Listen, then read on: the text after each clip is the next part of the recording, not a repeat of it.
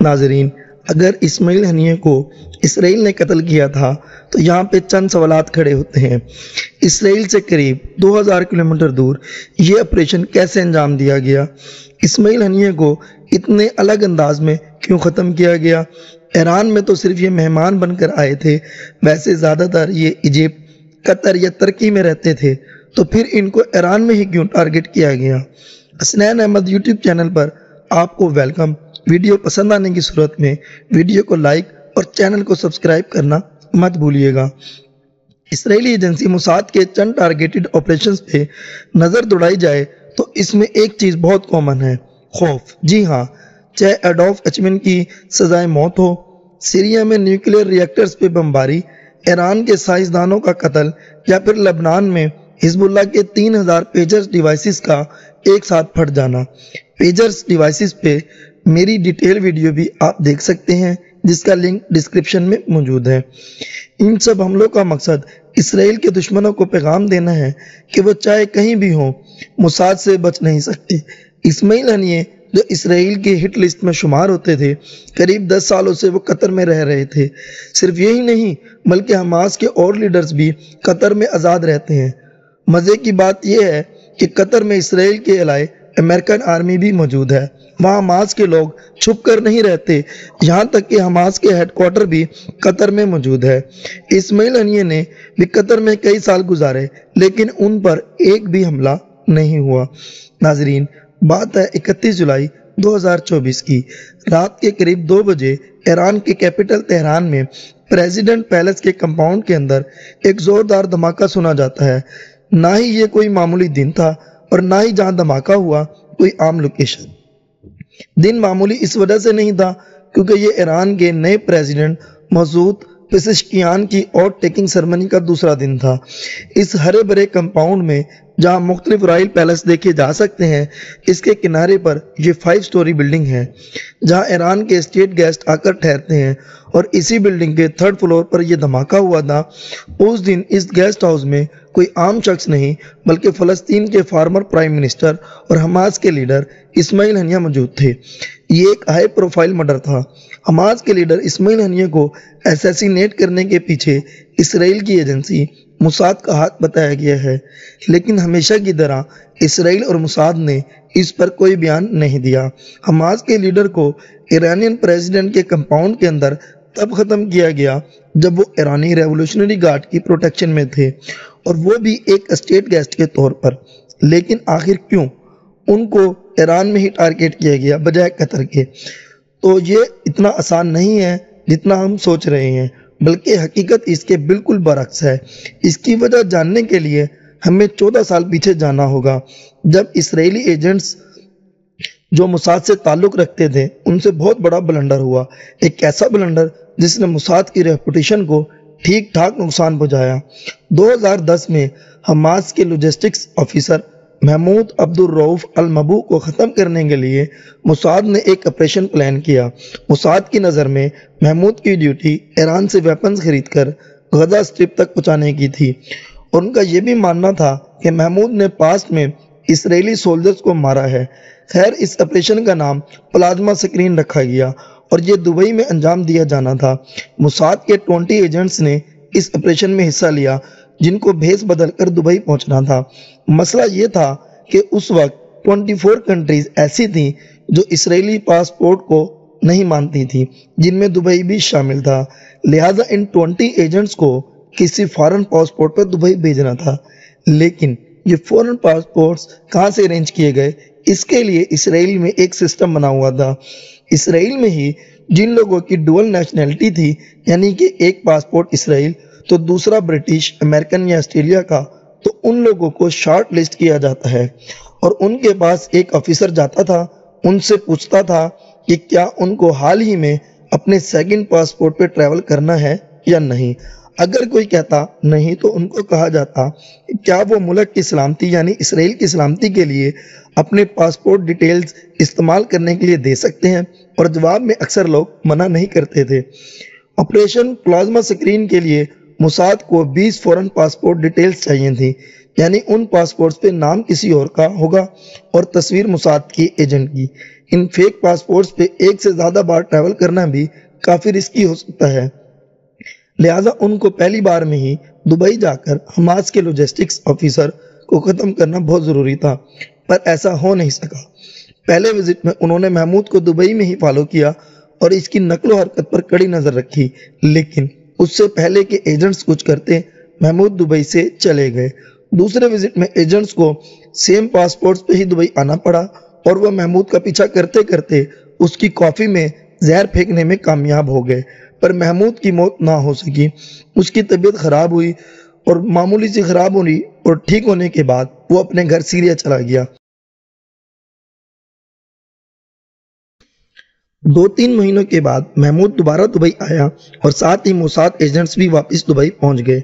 انہی fake passports پہ جن پر ایک سے زیادہ بار ٹریول کرنا ان کے لیے کافی رسکی تھا۔ اب کی بار انہوں نے محمود کے ہوٹل میں ہی رہنے کا ارادہ کیا۔ ٹینس پلیئر گیٹ اپ میں موجود کچھ ایجنٹس نے محمود کا ہوٹل لفٹ میں پیچھا کیا اور ان میں سے ایک ایجنٹ نے نوٹ کیا کہ وہ کون سے روم میں جا رہا ہے۔ یہ سارا آپریشن CCTV کیمرے میں بھی ریکارڈ ہو رہا تھا۔ وہ محمود کے برابر والے روم بک کرنے میں کامیاب ہو گئے۔ ان میں سے 4 ایجنٹس نے صحیح موقع تلاش کر کے محمود کے روم کا دروازہ کھولا اور اندر گھات لگا کر بیٹھ گئے۔ جب محمود شاپنگ کر کے واپس آیا تو اس کو ایک الٹرا سونک ڈیوائس سے مار دیا گیا۔ اس ڈیوائس کی خاص بات یہ ہے کہ یہ بغیر سوئی یا فزیکل نشان چھوڑے انسان کا دل بند کر سکتی ہے۔ یہ سارا آپریشن پلازما اسکرین کسی ہالی ووڈ مووی جیسا لگتا ہے، صرف ایک فرق تھا کہ موویز میں ایک ہیکر ساتھی باہر وین میں بیٹھ کے CCTV کے ریکارڈز ڈیلیٹ کرتا ہے، لیکن یہاں پر ایسا کوئی سین نہیں تھا۔ ایجنٹس کی ساری موومنٹس CCTV میں ریکارڈ تھی۔ ایجنٹس نے محمود کو بیڈ پر لٹایا جیسے یہ نیچرل موت مرا ہے اور اس کے فوراً بعد وہ دبئی سے بھاگ گئے۔ جیسے وہ چاہتے تھے ٹھیک ویسا ہی ہوا۔ دبئی پولیس نے کہا کہ محمود ہارٹ اٹیک کی وجہ سے مرا ہے، لیکن حماس نے کلیم کیا کہ محمود کی موت نیچرل نہیں ہے بلکہ ان کا مرڈر ہوا ہے۔ دبئی پولیس نے CCTV فوٹیجز دیکھی اور امیگریشن ریکارڈز چیک کیے۔ یہ وہ فیک پاسپورٹ ہی تھے جو موساد ایجنٹس کو لے ڈوبے۔ معلوم پڑا کہ 20 ایجنٹس نے ٹھیک ایک ساتھ دبئی میں محمود کے پیچھے انٹری کی اور صرف ایک نہیں بلکہ تینوں وزٹس میں ان کی انٹری محمود کی انٹری سے میچ کر رہی تھی۔ اور تو اور محمود کی موت کے 2 گھنٹے کے اندر اندر یہ 20 کے 20 ایجنٹس ہی دبئی سے بھاگ گئے۔ دبئی پولیس نے ان کے اریسٹ وارنٹس ایشو کر دیے۔ یہ ان سب کے لیے بھی کافی حیرانی کی بات تھی جن کے یہ اصل میں پاسپورٹس تھے۔ جن کے پاسپورٹس استعمال کیے گئے تھے وہ آسٹریلین، برٹشرز، آئرش اور جرمن نیشنل تھے۔ جب ان کو معلوم پڑا کہ ان کے نام پہ دبئی میں مرڈر ہوا تو وہ کافی ناراض ہوئے۔ معاملے کو انٹرنیشنل کوریج مل رہی تھی اور اس مرڈر کو لے کر ان کنٹریز کی کافی بدنامی ہونے لگی۔ یہ وہی کنٹریز تھیں جو اسرائیل کے الائے مانی جاتی ہیں اور ان کو کافی برا لگا کہ ان کے دوست ملک نے ہی ان کو دنیا میں بدنام کیا۔ موساد کا آپریشن پلازما اسکرین اسرائیل کے لیے کافی بدنامی اور نیگیٹو امپریشن کی وجہ بنا۔ اسرائیل جو اصل میں اپنے الائی کے دم پر ہی میڈل ایسٹ میں موجود ہے، اس نے اپنے الائی کا ہی بھروسہ توڑا تھا۔ تب سے لے کر اسرائیل نے اپنے دوست ملکوں اور الائیڈ پارٹنرز کو ناراض کرنے کا کوئی موقع نہیں دیا۔ یہی وجہ ہے کہ حماس کا ہیڈ کوارٹر بھی قطر میں موجود ہے، کیونکہ قطر US کا الائی ہونے کے ساتھ ساتھ حماس کا حامی اور سپورٹر بھی ہے۔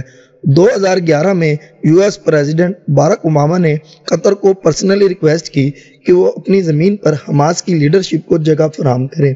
اس وقت US حماس کے ساتھ نیگوسیشن کرنا چاہتی تھی اور یہ کام قطر میں کرنا زیادہ آسان تھا بنسبت ایران کے۔ یہی وجہ ہے کہ اسرائیل کے لیے حماس لیڈرز کو قطر میں ٹارگٹ کرنا ناممکن ہے، لیکن جب حماس کے لیڈرز قطر میں نہیں ہوتے تو وہ ترکی یا ایجپٹ یا ایران میں ہوتے ہیں۔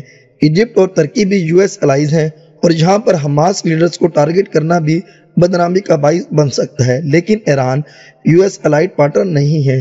یہی وجہ ہے کہ اسماعیل ہنیے کو ایران میں ٹارگٹ کرنا موساد کے لیے زیادہ آسان تھا۔ اس سے کوئی الائیڈ پارٹنر ناراض بھی نہیں ہوگا۔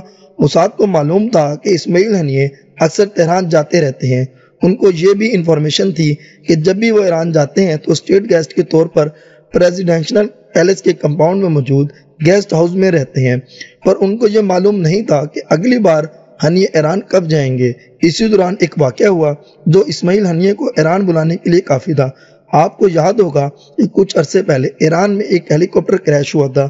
ये क्रैश 19 मई 2024 को हुआ, जिसमें ईरानियन प्रेसिडेंट की मौत हो गई। मुसाद को अच्छी तरह मालूम था कि अब नए प्रेसिडेंट की इनॉग्रेशन सेरेमनी पर हमास लीडर इस्माइल हनिये को जरूर इनवाइट किया जाएगा। मुसाद के एजेंट्स ने प्रेसिडेंशियल कॉम्प्लेक्स के 2 गार्ड्स को पैसे और यूरोप में असाइलम का लालच देकर इस बात पर राजी किया कि वो इस्माइल हनिये जिस रूम में रहते हैं उसके बेड के नीचे एक बम प्लांट करेंगे।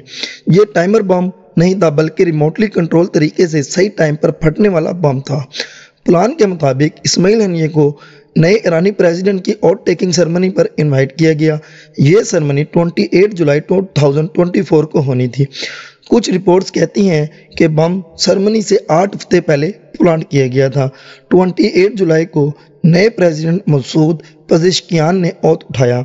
इस्माइल हनिये ने इनॉग्रेशन अटेंड की, ईरानी सुप्रीम लीडर से मुलाकात की और फिर 30 जुलाई को गेस्ट हाउस में चले गए। मुसाद के लिए उन पर नज़र रखना भी काफ़ी आसान था, क्योंकि ये प्रेसिडेंशियल पैलेस ईरान के पुराने शाह ने अपने शौक में इंटरनेशनल स्की रिजॉर्ट के करीब बनवाया था। यहाँ से 7 किलोमीटर से लंबी चेयर लिफ्ट इसकी रिजॉर्ट तक लेके जाती है और चेयर लिफ्ट से ये बिल्डिंग साफ साफ दिखाई देती है जहाँ इस्माइल हनिये को रात गुजारनी थी। एजेंट्स ने खुद देखा या अंदरूनी गार्ड्स की मदद हासिल की, लेकिन जैसे ही उनको खबर मिली कि इस्माइल हनिये अपने रूम में जा चुके हैं तो वो रूम की लाइट्स बंद होने का वेट करते रहे। उस वक्त रात के 1:40 हो रहे थे। जैसे ही रूम की लाइट्स बंद होती हैं तो उन्होंने बटन प्रेस करके बेड के नीचे लगा बॉम्ब डेटोनेट कर दिया। इसराइल के लिए इस किस्म के हमले करने का मकसद अपने मुखालिफिन के दिल में खौफ और दहशत डालना है, ताकि उनको लगे कि चाहे वो कितने भी सिक्योर्ड माहौल में हो, उनको कहीं भी किसी भी वक्त टारगेट किया जा सकता है। आपकी इस पूरे मामले में क्या राय है, मुझे कमेंट सेक्शन में ज़रूर बताएं। वीडियो पसंद आने पर लाइक और शेयर ज़रूर कीजिएगा।